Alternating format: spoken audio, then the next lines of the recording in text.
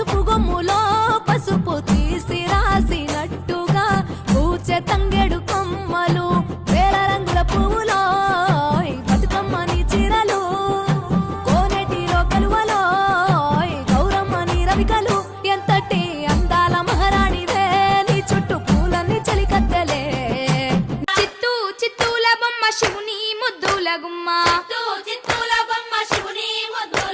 బంగారు బొమ్మ దొరికే నమ్మో ఈ వాడలోన